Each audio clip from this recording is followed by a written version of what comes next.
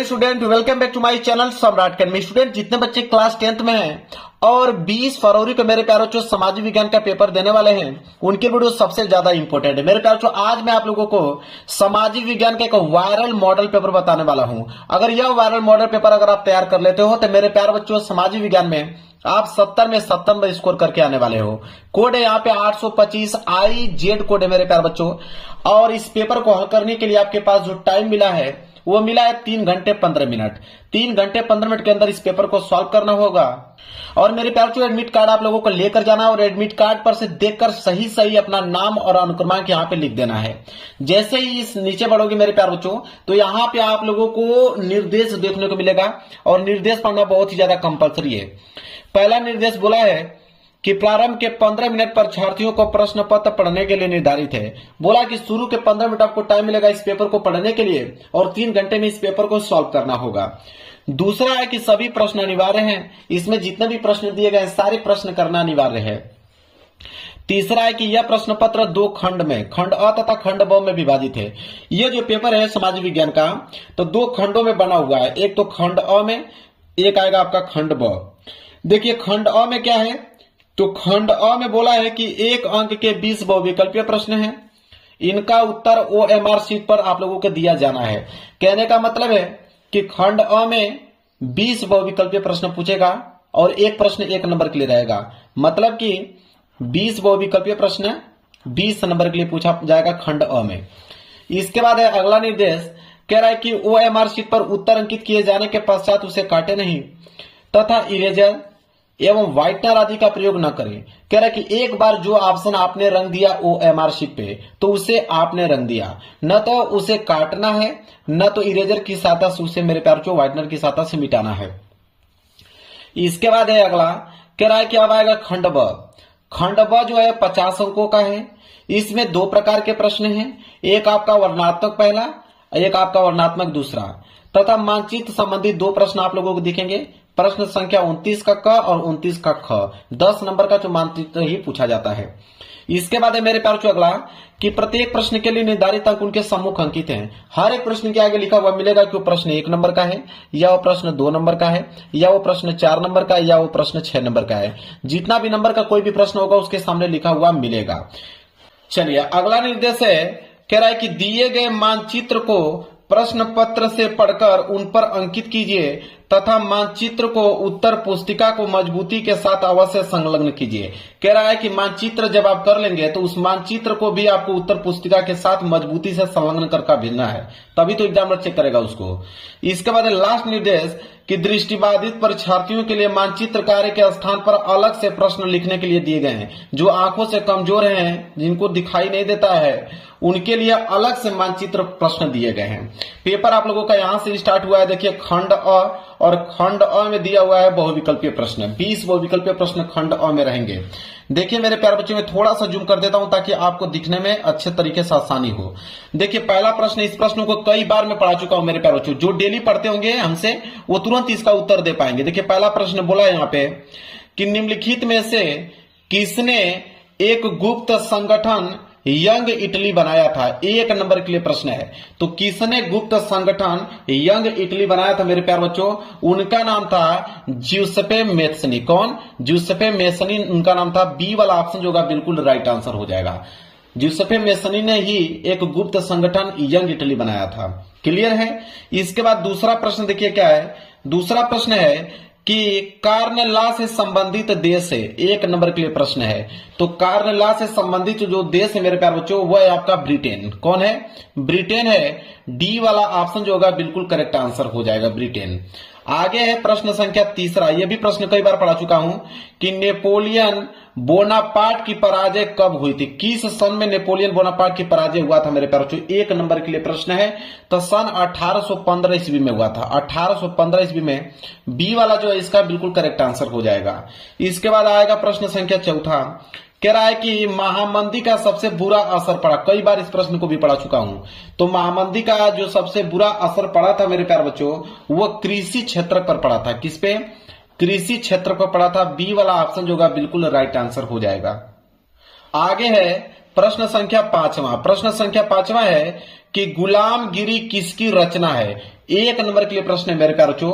तो जो गुलामगिरी ये किसकी रचना है मेरे प्यारे बच्चों, वह है आपका ज्योतिबा फुले की, ज्योतिबाबाई फुले की। ए वाला ऑप्शन जो है बिल्कुल राइट आंसर हो जाएगा। इसके बाद है अगला प्रश्न, प्रश्न संख्या 6। इसको भी मैं कई बार पढ़ा चुका हूं कि निम्नलिखित में से कौन सा विषय संघ सूची से संबंधित है। एक नंबर के लिए प्रश्न है। तो इन चारों ऑप्शन में से कौन ऐसा विषय है जो संघ सूची से संबंधित है, वह है मेरे प्यारे बच्चों प्रतिरक्षा। कई बार पढ़ा चुका हूं। ए वाला ऑप्शन जो होगा बिल्कुल राइट आंसर हो जाएगा। 7वां प्रश्न देख लीजिए क्या है, कह रहा है कि भारतीय संविधान में भाषाओं को किस अनुसूची में रखा गया है। एक नंबर के लिए प्रश्न है। तो भारतीय संविधान की अगर हम बात करें उसमें जो भाषा है उसको किस अनुसूची में रखा गया है, तो उसको मेरे प्यारे जो भाषा को 8वीं अनुसूची में रखा गया है। सी वाला ऑप्शन जो होगा बिल्कुल राइट आंसर हो जाएगा। इसके बाद है प्रश्न संख्या 8वां कि भारतीय संविधान के बारे में निम्नलिखित में से कौन सा कथन जो है गलत है। एक नंबर के लिए प्रश्न है। तो भारतीय संविधान के बारे में कौन सा कथन इन चारों ऑप्शनों में से गलत है, ये हम लोगों को बताना है। तो गलत है आप लोगों का ऑप्शन नंबर बी, क्योंकि कह रहा है कि यह धर्म को राजकीय धर्म बताता है। क्या संविधान एक धर्म को राजकीय धर्म बताता है? बिल्कुल गलत बात है। तो बी वाला ऑप्शन जो है बिल्कुल राइट आंसर हो जाएगा इसका। इसके बाद है प्रश्न संख्या 9, कह रहा है कि जनता का जनता के लिए शासन किस शासन व्यवस्था की विशेषता है। एक नंबर के लिए प्रश्न है। जनता का जनता के लिए शासन किस शासन व्यवस्था की विशेषता यह बताना है। तो यह जो है मेरे प्यारे जो लोकतंत्र की विशेषता है। बी वाला ऑप्शन जो होगा बिल्कुल करेक्ट आंसर हो जाएगा। चलिए आगे प्रश्न संख्या 10वां। प्रश्न संख्या 10वां है मेरे प्यारे बच्चों कि लोकतंत्र के मूल्यांकन की दृष्टि से निम्नलिखित में से कौन सा बिंदु लोकतांत्रिक व्यवस्थाओं के अनुरूप नहीं है। एक नंबर के लिए प्रश्न है मेरे प्यारे बच्चों। तो कह रहा है यहाँ पे कि लोकतंत्र के मूल्यांकन की दृष्टि से हमें बताना है कि निम्नलिखित में से कौन सा बिंदु जो है लोकतांत्रिक व्यवस्थाओं के अनुरूप नहीं है। ठीक है, तो वह है आपका बहुसंख्यकों का शासन। सी वाला ऑप्शन जो है बिल्कुल राइट आंसर हो जाएगा। आगे बढ़ते हैं प्रश्न संख्या 11 की तरफ। कह रहा है कि उत्पत्ति के आधार पर संसाधनों का निम्नलिखित में से कौन सा वर्गीकरण सही है। एक नंबर के लिए प्रश्न है मेरे प्यारे बच्चों। तो कौन सा वर्गीकरण सही है, वह है आपका जैव और अजैव दोनों। सी वाला ऑप्शन जो है बिल्कुल राइट आंसर हो जाएगा। अगला प्रश्न है प्रश्न संख्या 12। देखिए कह रहा है कि प्रथम अंतर्राष्ट्रीय पृथ्वी सम्मेलन किस नगर में आयोजित किया गया था। एक नंबर के लिए प्रश्न है मेरे प्यारे बच्चों। तो वो जो किया था किस नगर में आयोजित किया गया था प्रथम अंतर्राष्ट्रीय पृथ्वी सम्मेलन, तो रियो डी जेनेरो में किया था। बी वाला ऑप्शन जो है बिल्कुल राइट आंसर हो जाएगा। अगला प्रश्न है प्रश्न संख्या 13। कह रहा है कि खरीफ की फसलों के बोए जाने का समय है। एक नंबर के लिए प्रश्न है। इस प्रश्न को तो कोई भी बता सकता है कि खरीफ की फसलों के बोए जाने का जो समय है वह है आपका जून जुलाई। ए वाला ऑप्शन जो है बिल्कुल राइट आंसर हो जाएगा।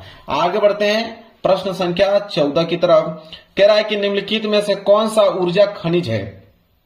तो कौन सा ऊर्जा खनिज है इन चारों ऑप्शनों से बताना है। एक नंबर के लिए प्रश्न है मेरे प्यारे बच्चों। तो वह है आपका प्राकृतिक गैस। क्या है? प्राकृतिक गैस। सी वाला ऑप्शन जो होगा बिल्कुल राइट आंसर हो जाएगा। चलिए अगले प्रश्न की तरफ बढ़ते हैं। प्रश्न संख्या 15। प्रश्न संख्या 15 है कि कृषि आधारित उद्योग का उदाहरण है। एक नंबर के लिए प्रश्न है। तो कृषि आधारित उद्योग का उदाहरण इन चारों ऑप्शनों में से कौन है, वह है आपका सूती वस्त्र उद्योग। बी वाला ऑप्शन जो है बिल्कुल करेक्ट आंसर हो जाएगा। अगला प्रश्न है प्रश्न संख्या 16। कह रहा है कि भारतीय रेल में रेल प्रखंडों की कुल संख्या है। एक नंबर के लिए प्रश्न है। तो भारतीय रेल में रेल प्रखंडों की टोटल संख्या कितनी है मेरे प्यारे बच्चों। तो टोटल संख्या है आपका 18। बी वाला ऑप्शन जो होगा बिल्कुल राइट आंसर हो जाएगा।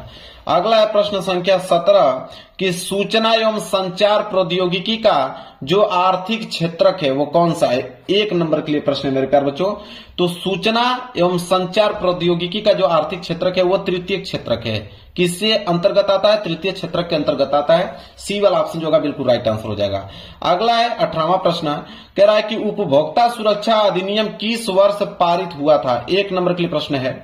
बहुत इंपॉर्टेंट प्रश्न है मेरे प्यारे बच्चों कि उपभोक्ता सुरक्षा अधिनियम किस वर्ष पारित हुआ था, यह बताना है। तो सन 1986 में पारित हुआ था। बी वाला ऑप्शन जो होगा बिल्कुल राइट आंसर हो जाएगा। अगला प्रश्न देख लीजिए, प्रश्न संख्या 19 कह रहा है कि किसी देश का विकास आधारित होता है। तो किसी देश का जो विकास होता है वो किस पर आधारित होता है मेरे प्यारे बच्चों? तो देखिए, प्रति व्यक्ति आय पर आधारित होता है, औसत साक्षरता दर पर आधारित होता है, लोगों की स्वास्थ्य स्थिति पर आधारित होता है। इसलिए डी वाला ऑप्शन जो होगा बिल्कुल राइट आंसर हो जाएगा, ये सभी। इसके बाद लास्ट प्रश्न, प्रश्न संख्या 20वां बहुविकल्पीय का लास्ट प्रश्न है कि मनरेगा कार्यक्रम किस वर्ष प्रारंभ हुआ था? 1 नंबर के लिए प्रश्न है। तो मनरेगा जो कार्यक्रम हुआ था मेरे प्यारे बच्चों, वो वर्ष 2005 में लागू हुआ था। सी वाला ऑप्शन जो होगा बिल्कुल राइट आंसर हो जाएगा। तो मेरे प्यारे बच्चों, मैंने 20 बहुविकल्पीय प्रश्नों का उत्तर बता दिया। 20 में 20 नंबर आपका आना चाहिए मेरे प्यारे बच्चों, एक भी नंबर आपका कटना नहीं चाहिए, क्योंकि पूरा डिटेल में मैंने आंसर यहाँ पे आप लोगों को बताया है। चलिए, खंड अ यहाँ पे आप लोगों का समाप्त हो गया। अब यहां से स्टार्ट हो रहा है खंड ब। खंड ब में सबसे पहले दिया हुआ है वर्णात्मक पहला, ठीक है, वर्णात्मक पहला। इसमें आया है प्रश्न संख्या 21, ठीक है, जिसमें इतिहास और भूगोल के प्रश्न रहेंगे। प्रश्न संख्या 21 है, कह रहा है कि प्रथम विश्व युद्ध के समय भारत का औद्योगिक उत्पादन क्यों बढ़ा? 4 नंबर के लिए प्रश्न है मेरे प्यारे बच्चों। अगर ये प्रश्न नहीं करना चाहते हैं तो अथवा करके एक प्रश्न और दिया हुआ है मेरे प्यारे बच्चों कि G77 देशों से आप क्या समझते हैं? तो दोनों प्रश्नों का उत्तर बताऊंगा, दोनों ही 4-4 नंबर के हैं, तो दोनों में से कोई एक ही करना है। मैं दोनों का आंसर बता दूंगा, जो आसान लगेगा उसको याद करके जाइएगा। तो सबसे पहले हम लोग देखेंगे कि प्रथम विश्व युद्ध के समय भारत का औद्योगिक उत्पादन क्यों बढ़ा। तो देखिए यहाँ पे प्रश्न संख्या 21, प्रश्न संख्या 21 लिखेंगे, ये हेडिंग रहेगी आपकी कि प्रथम विश्व युद्ध के समय भारत का औद्योगिक उत्पादन कई कारणों से बढ़ा। कौन कौन से कारण से बढ़ा? देखिए, तो पहला पॉइंट लिखेंगे कि ब्रिटेन के कारखानों युद्ध संबंधी जरूरतों को पूरा करने में व्यस्त हो गए, जिससे मैनचेस्टर से भारत में माल का जो आयात हो कम हो गया। इसके बाद दूसरा पॉइंट है कि भारतीय उद्योगों को अचानक एक विशाल स्थानीय बाजार मिल गया, जिससे उन्हें उत्पादन बढ़ाने का अवसर मिल गया था। इसके बाद है आप लोगों का तीसरा पॉइंट कि ब्रिटिश सरकार ने भी युद्ध के दौरान भारतीय उद्योगों का समर्थन दिया, क्योंकि उन्हें सेना के लिए वस्त्र, जूट बैग और अन्य आवश्यक वस्तुओं की आवश्यकता थी। बस इतना पॉइंट आपको लिख देना मेरे प्यारे, 4 नंबर आप लोगों को मिल गया। इतना आसान शब्द में कोई आंसर आप लोगों को बताएगा नहीं, याद भी हो जाएगा। अगर ये प्रश्न नहीं करना चाहते हैं तो G77 देशों से आप क्या समझते हैं, ठीक है, इसका उत्तर देख लीजिए। तो इसका होगा, देखिए, अथवा का लिखेंगे इसका आंसर कि G77 विकासशील देशों का एक संगठन है। इसकी स्थापना जो हुआ था सन 1964 में संयुक्त राष्ट्र व्यापार और विकास सम्मेलन UNCTAD के दौरान हुई थी। प्रारंभ में इसमें 77 देश शामिल थे, इसलिए इसे G77 कहा गया।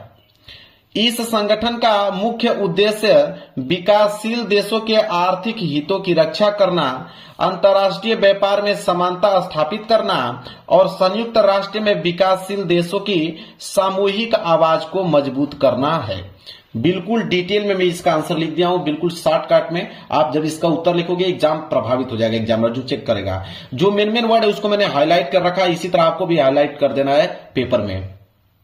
इसके बाद है प्रश्न संख्या 22। देखिए, प्रश्न संख्या 22 है कि लोकतंत्र शासन की अन्य व्यवस्थाओं से बेहतर है, स्पष्ट कीजिए। कह रहा है कि लोकतंत्र जो शासन है वो अन्य व्यवस्थाओं से कैसे बेहतर है, यह बताना है। 4 नंबर मिलेगा।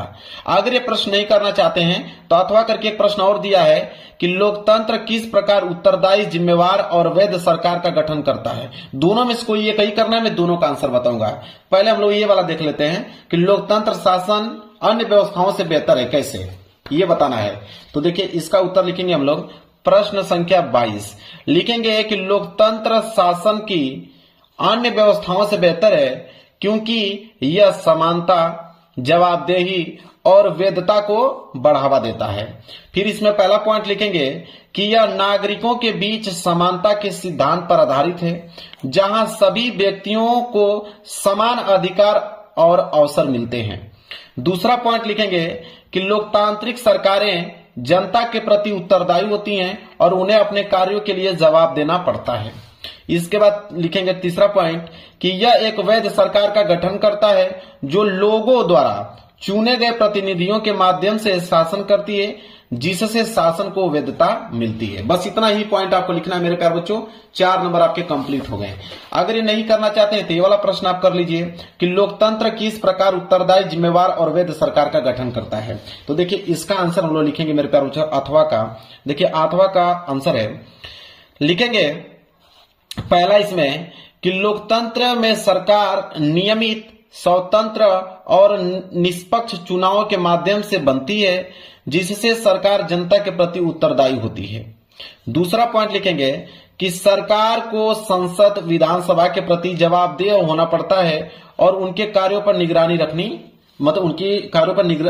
रखी जाती है। तीसरा पॉइंट लिखेंगे कि लोकतंत्र में शासन संविधान और कानून के अनुसार चलता है, जिससे सरकार जिम्मेदार बनती है। इसके बाद चौथा है कि जनता की सहमति और समर्थन से बनी सरकार को हम लोग वैधता प्राप्त होती है। ठीक है, यहाँ पे मैंने 4 पॉइंट लिखा है, बस इतना ही पॉइंट, 4 पॉइंट आपको लिख देना है, 4 नंबर आपको मेरे प्यारे बच्चों यहाँ पे मिल जाएगा। तो प्रश्न 22 का मैंने दोनों बता दिया। अब आएंगे प्रश्न संख्या 23। प्रश्न संख्या 23 है कि वैश्वीकरण से आप क्या समझते हैं? भारतीय उद्योगों पर इसके प्रभाव का उल्लेख कीजिए। ठीक है, तो वैश्वीकरण से आप क्या समझते हैं? 2 नंबर इसमें मिलेगा, और भारतीय उद्योगों पर इसके प्रभाव का उल्लेख करेंगे तो 2 नंबर इसमें मिलेगा, टोटल 4 नंबर मिलेगा। अगर ये प्रश्न नहीं करना चाहते हैं तो अथवा करके प्रश्न और है कि भारत में रेल परिवहन के विकास पर प्रकाश डालिए, भी 4 नंबर है। तो दोनों में से कोई एक ही आपको करना है, मैं आंसर दोनों को बताऊंगा। पहले हम लोग देख लेते हैं कि वैश्वीकरण से आप क्या समझते हैं, भारतीय उद्योगों पर इसके प्रभाव का उल्लेख कीजिए। पहले इसका हम लोग आंसर देख लेते हैं। तो देखिए इसका उत्तर लिखेंगे प्रश्न संख्या 23, लिखेंगे कि वैश्वीकरण जो है वह विभिन्न देशों के बीच आर्थिक, सामाजिक और सांस्कृतिक एकीकरण की प्रक्रिया है, जिसमें हम लोग पहला पॉइंट लिखेंगे कि भारतीय उद्योगों पर इसका प्रभाव जो है सकारात्मक और नकारात्मक दोनों रहा है। दूसरा पॉइंट लिखेंगे कि बहुराष्ट्रीय कंपनियों के प्रवेश से प्रतिस्पर्धा बढ़ी और कुछ स्थानीय उद्योग प्रभावित हुए। तीसरा पॉइंट लिखेंगे हालांकि इसने भारतीय कंपनियों को वैश्विक बाजार तक पहुंच प्रदान की और निर्यात के अवसर जो है वह बढ़ाएं। ठीक है, ऐसे आप लोगों को आंसर लिखना है पॉइंट बनाकर मेरे प्यारे बच्चों। बिल्कुल एग्जाम में पूरा का पूरा नंबर आप लोगों को देगा। अगर ये नहीं करना चाहते हैं तो ये वाला कर लीजिए कि भारत में रेल परिवहन के विकास पर प्रकाश डालिए। भी प्रश्न तो 4 नंबर का ही है। तो देखिए इसका उत्तर लिखेंगे, अथवा का उत्तर लिखेंगे हम लोग यहाँ पे। देखिए पहला लिखेंगे पॉइंट कि रेल परिवहन भारत का सबसे महत्वपूर्ण और सस्ता परिवहन साधन है, जिसने देश के आर्थिक विकास में महत्वपूर्ण भूमिका निभाई है। दूसरा पॉइंट लिखेंगे कि इससे कच्चे माल और तैयार माल का परिवहन आसान और सस्ता हुआ, जिससे उद्योग और कृषि दोनों को बढ़ावा मिला। तीसरा पॉइंट लिखेंगे कि रेल परिवहन ने देश के दूर दराज क्षेत्रों को जोड़कर राष्ट्रीय एकता को मजबूत किया है।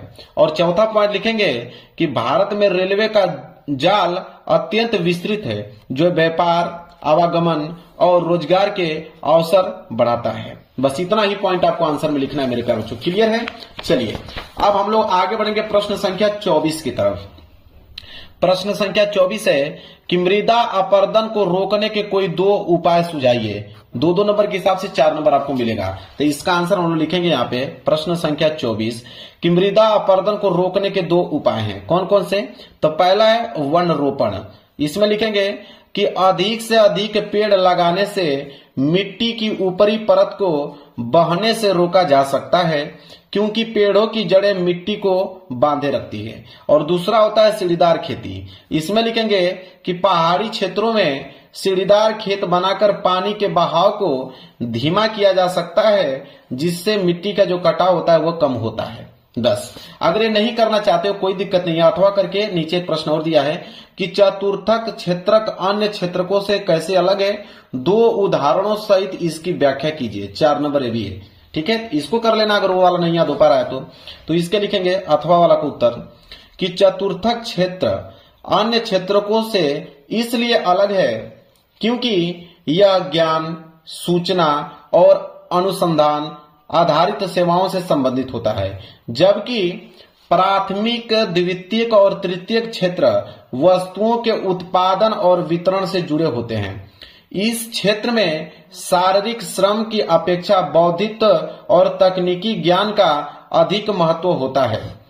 चतुर्थक क्षेत्र का मुख्य उद्देश्य जानकारी का सृजन, विश्लेषण और प्रसार करना होता है। उदाहरण के तौर पे पहला लिख देना सूचना प्रौद्योगिकी आईटी की सेवाएं, और दूसरा लिख देना अनुसंधान एवं विकास।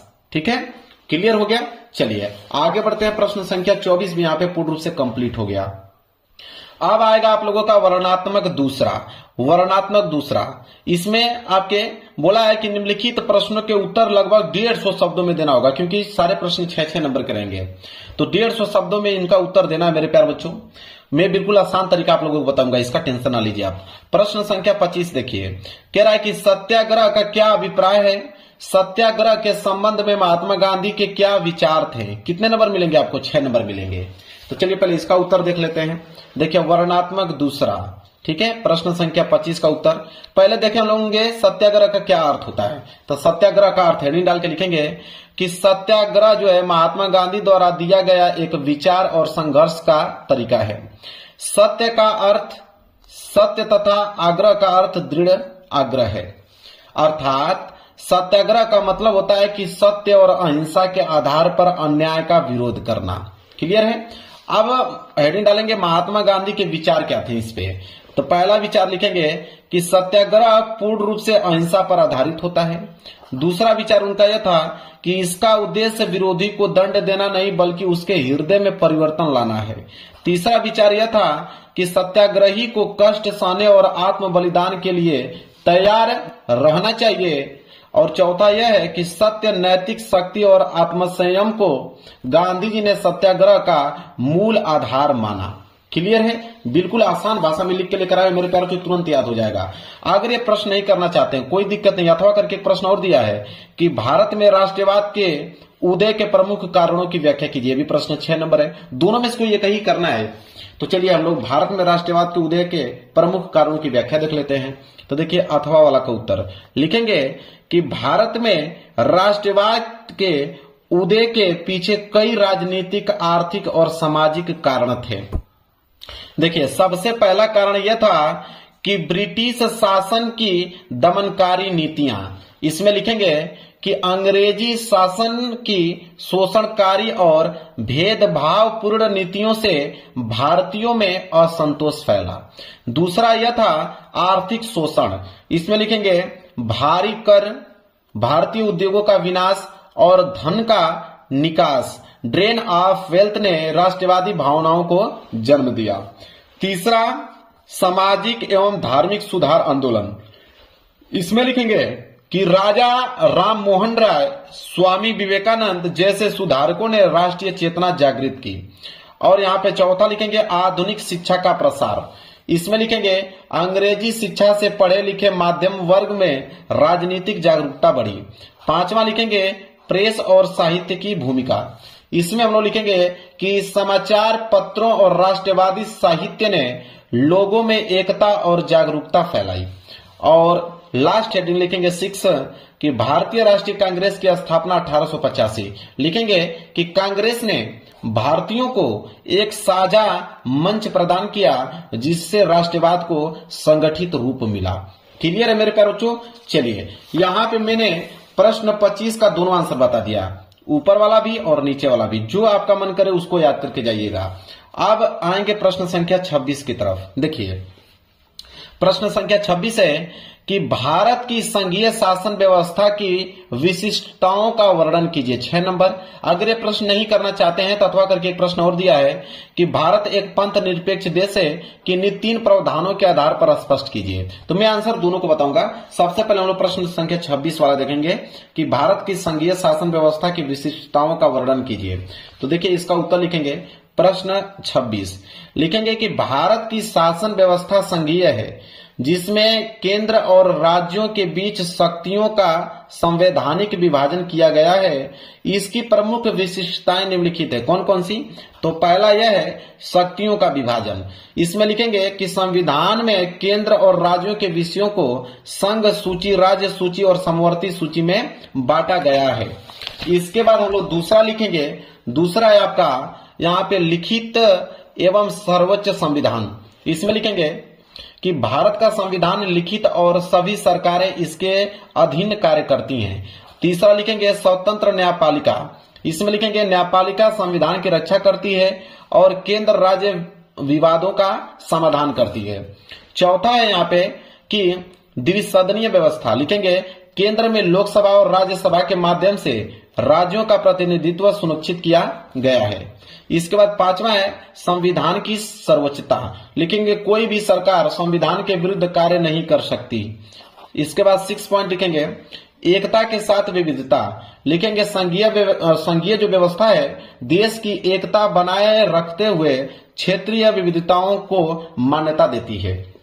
चलिए अगर ये प्रश्न नहीं करना चाहते हैं तो ये वाला कर लीजिए कि भारत एक पंथ निरपेक्ष देश है कि 3 प्रावधानों के आधार पर स्पष्ट कीजिए। तो देखिए इसका उत्तर हम लोग लिखेंगे अथवा करके लिखेंगे कि भारत एक पंथ निरपेक्ष देश है। इसका अर्थ है कि भारत में सभी धर्मों के प्रति समान दृष्टिकोण है और राज्य किसी धर्म को बढ़ावा नहीं देता है। इनके 3 प्रावधान है, कौन कौन? पहला है धर्म की स्वतंत्रता, अनुच्छेद 25 से लेकर 28 तक, लिखेंगे सभी नागरिक अपने धर्म का पालन और पूजा अर्चना स्वतंत्र रूप से कर सकते हैं। इसके बाद दूसरा है समानता का अधिकार, जो कि अनुच्छेद 14 से लेकर 15 तक है कि राज्य किसी भी व्यक्ति के धर्म के आधार पर भेदभाव नहीं कर सकता है। तीसरा है राज्य का धर्म निरपेक्ष दृष्टिकोण, अनुच्छेद 28 से लेकर 51A, लिखेंगे राज्य स्कूलों में किसी भी धार्मिक शिक्षा में बाध्य नहीं करता और नागरिकों को सभी धर्मों का सम्मान करने की प्रेरणा देता है। क्लियर है?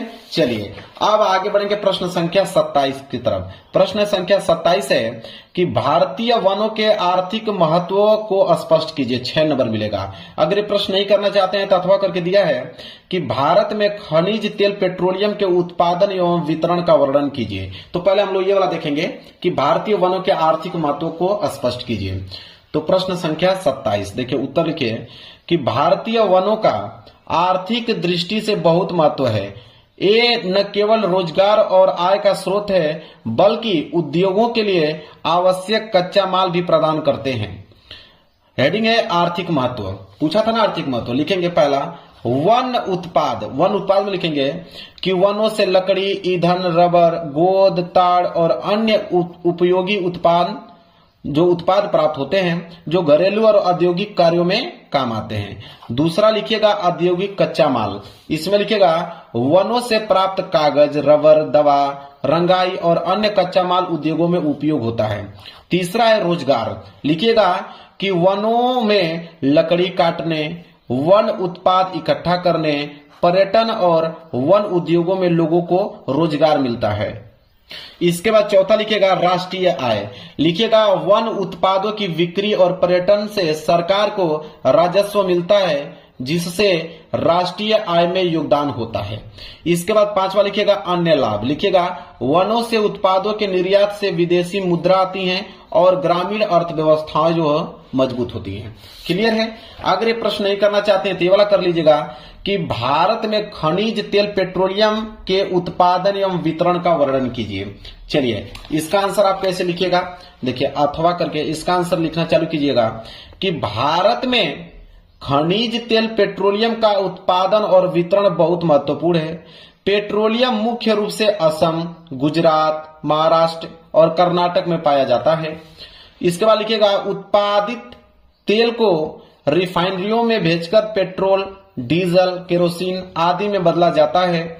इसके बाद पाइपलाइन, रेलवे और टैंकरों के माध्यम से विभिन्न हिस्सों में पहुंचाया जाता है। पेट्रोल पंपों के जरिए आम जनता और उद्योगों तक यह तेल जो है उपलब्ध होता है। फिर लिखिएगा पेट्रोलियम उद्योग रोजगार और आर्थिक विकास में योगदान देता है और भारत की ऊर्जा सुरक्षा सुनिश्चित करता है। क्लियर है? चलिए आगे प्रश्न संख्या 28। प्रश्न संख्या 28 है कि आर्थिक विकास में ऋण की भूमिका का विश्लेषण कीजिए। 6 नंबर। अगर ये प्रश्न नहीं आता है आपको तो अथवा करके एक प्रश्न और दिया है कि भारत में उपभोक्ता आंदोलन का परिचय दीजिए। ये भी 6 नंबर का है। तो पहले हम लोग ऊपर वाला देखते हैं कि आर्थिक विकास में ऋण की भूमिका का विश्लेषण कीजिए। तो देखिए इसका उत्तर लिखेंगे प्रश्न संख्या 28 का कि आर्थिक विकास में ऋण की भूमिका बहुत महत्वपूर्ण है। ऋण के माध्यम से सरकार, उद्योग और किसान अपनी आर्थिक गतिविधियों को बढ़ाते हैं और विकास की दिशा में काम करते हैं।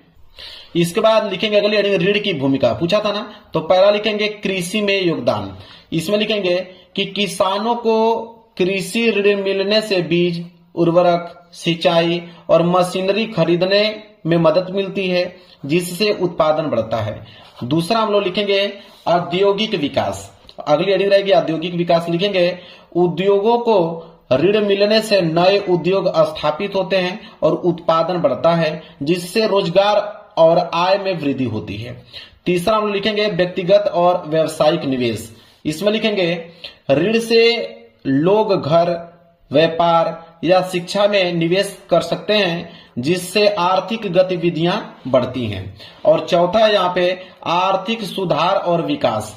लिखेंगे सरकार ऋण का उपयोग सार्वजनिक परियोजनाओं, बुनियादी ढांचे और सामाजिक विकास योजनाओं में करती है, जिससे समग्र आर्थिक विकास को बढ़ावा मिलता है। क्लियर है? चलिए अब अगर प्रश्न नहीं करना चाहते हैं तो ये वाला कर लीजिए कि भारत में उपभोक्ता आंदोलन का परिचय दीजिए। तो देखिए इसका आंसर हम लोग कैसे लिखेंगे, इसका आंसर होगा अथवा का। लिखेंगे कि भारत में उपभोक्ता आंदोलन का उद्देश्य उपभोक्ताओं के अधिकारियों की सुरक्षा करना और उनके हितों की रक्षा करना है। यह आंदोलन उपभोक्ताओं का शोषण और दोषपूर्ण वस्तुओं से बचाने में मदद करता है। हेडिंग डालेंगे परिचय। परिचय में यहाँ पे पहला पॉइंट लिखेंगे कि उपभोक्ता आंदोलन 1960 से लेकर 1970 के दशक में शुरू हुआ, जब उपभोक्ताओं ने अपने अधिकारियों की सुरक्षा के लिए संगठित होना शुरू किया। इसके बाद दूसरा लिखेंगे कि भारत में 1986 में उपभोक्ता संरक्षण अधिनियम लागू किया गया, जिसने उपभोक्ताओं की कानूनी सुरक्षा दी। तीसरा पॉइंट लिखेंगे कि उपभोक्ता संगठन और अदालतें उपभोक्ताओं की बेईमानी, नकली उत्पाद और अधूरी सेवाओं से बचाने में सक्रिय है। इसके बाद लिखेंगे इस प्रकार भारत में उपभोक्ता आंदोलन ने उपभोक्ताओं को सशक्त बनाया और उनके अधिकारियों की रक्षा सुनिश्चित की है। क्लियर है मेरे प्यारे बच्चों? इसका भी आंसर मैंने पूर्ण रूप से डिटेल में, वो भी सिंपल वर्डों में आंसर लिख के लेकर आया है, ताकि आपको आसानी तरीके से मेरे प्यारे बच्चों याद हो पाए।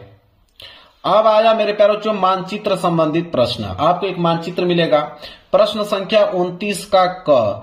देखिए बोला है कि निम्नलिखित स्थानों को भारत के दिए गए मानचित्र पृष्ठ संख्या 13 पर इस चिन्ह द्वारा नाम सहित दर्शाइए। सही नाम तथा सही अंकन पे आधे आधे अंक निर्धारित हैं। जैसे पहला प्रश्न यहाँ बोला है कि वह स्थान जहां भारतीय राष्ट्रीय कांग्रेस का अधिवेशन सितंबर 1920 में हुआ था। तो देखिए भारतीय राष्ट्रीय कांग्रेस का जो अधिवेशन हुआ था वो भी सितंबर 1920 में वो हुआ था मेरे प्यारे बच्चों कोलकाता में। कहा हुआ था? कोलकाता में हुआ था मेरे प्यारे बच्चों। तो आप इसका आंसर लिखोगे कोलकाता। इसके बाद मानचित्र आपको मिलेगा, मानचित्र पे कोलकाता लोकेशन को देखकर और वहां पे इस चिन्ह से आपको दर्शा देना है। समझ में आ गया? और इस चिन्ह से लिखने के बाद यहाँ पे लिख दीजिएगा कोलकाता। इसके बाद दूसरा है कि वह जनपद जहां जलियांवाला बाग की घटना घटी। तो जलियांवाला बाग की घटना कहां घटा था? अमृतसर में मेरे प्यारे बच्चों। मैं लिख भी देता हूं यहाँ पे, कहां पे? अमृतसर। और अमृतसर कहां पे पड़ता है? पंजाब में। आप कोष्टक में पंजाब भी लिख दीजिएगा। क्लियर है?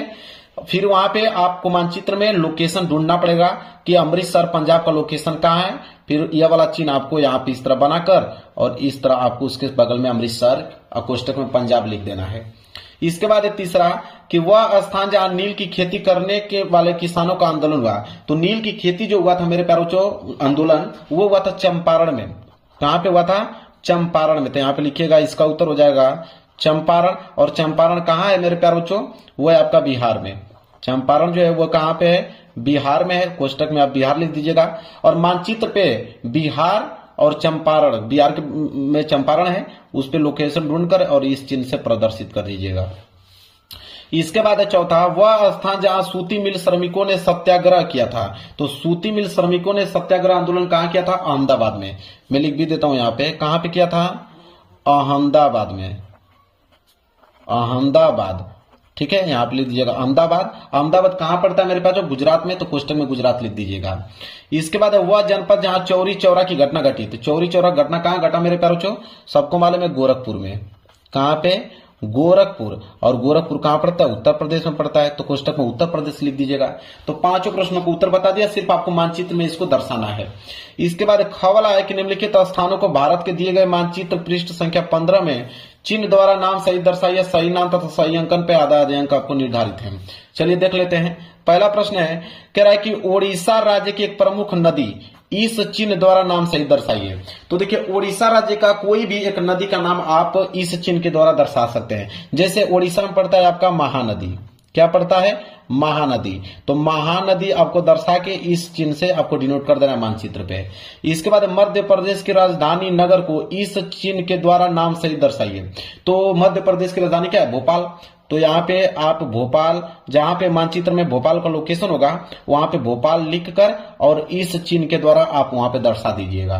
तीसरा है कि सूती वस्त्र उद्योग का एक केंद्र इस चिन्ह के द्वारा नाम सहित। तो सूती वस्त्र का कोई एक केंद्र, तो सूती वस्त्र उद्योग का कोई केंद्र देखिए दो जगह है, एक आपका मुंबई में है जिसे महाराष्ट्र में पड़ता है, एक अहमदाबाद में है।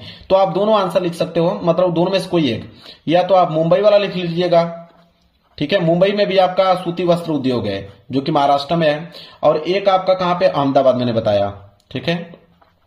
अहमदाबाद में भी आपका सूती वस्त्र उद्योग है, अहमदाबाद जो कि गुजरात में पड़ता है। इस चिन्ह के द्वारा दर्शा दीजिएगा। इसके बाद अगला है चौथा वाला कि एक प्रमुख लौह अयस्क उत्पादन क्षेत्र इस चिन्ह के द्वारा नाम सहित आपको दर्शाना है। तो एक प्रमुख लौह अयस्क उत्पादन क्षेत्र, तो लौह अयस्क उत्पादन क्षेत्र तीन जगह पे कोई भी नाम लिख सकते हो। ओडिशा लिख सकते हो, ओडिशा में भी है। ओडिशा के साथ साथ आपका झारखंड में भी है, झारखंड भी आप मानचित्र पे दर्शा सकते हो। झारखंड के साथ साथ आपका कर्नाटक में भी है। तो तीन मैंने आंसर बता दिया, ठीक है। ओडिशा, कर्नाटक, झारखंड और कर्नाटक, तीनों में से कोई एक आप मानचित्र पर दर्शा दीजिएगा। तीनों जगह पर लौह अयस्क उत्पादन क्षेत्र है। पांचवा है कि पश्चिमी तट का एक बंदरगाह समुद्री पंतन, ठीक है, इस चिन्ह के द्वारा आपको दर्शाना है। तो पश्चिमी तट पर कोई एक बंदरगाह का नाम आपको इस चिन्ह के द्वारा, तो देखिए पश्चिमी तट पे अगर बंदरगाह का बात हम करें तो वहां पे एक पड़ता है आपका ममरगायो, मर्मगायो आपका एक बंदरगाह पड़ता है जो कि आपका कहां पे है, गोवा में, ठीक है, पश्चिमी तट पे गोवा में। और एक है आपका मुंबई में भी, ठीक है, मुंबई में भी आपका एक बंदरगाह है जो कि पश्चिमी तट का ही इलाका है मुंबई, ठीक है, मुंबई मतलब महाराष्ट्र में। तो दोनों में से या तो ये वाला लिख दीजिएगा या तो ये वाला लिख दीजिएगा। क्लियर है। अब यह पेपर पूर्ण रूप से हो गया मेरे प्यारे बच्चों समाप्त। अगर आपको 20 फरवरी को मेरे प्यारे बच्चों 70 में 70 नंबर चाहिए तो इस पेपर को आपको तैयार करना पड़ेगा। वीडियो पसंद आई हो तो वीडियो को लाइक कर देना, चैनल पर नए हो तो चैनल को जरूर सब्सक्राइब कर लेना। मिलेंगे एक प्यारे से नेक्स्ट वीडियो में, तब तक के लिए धन्यवाद।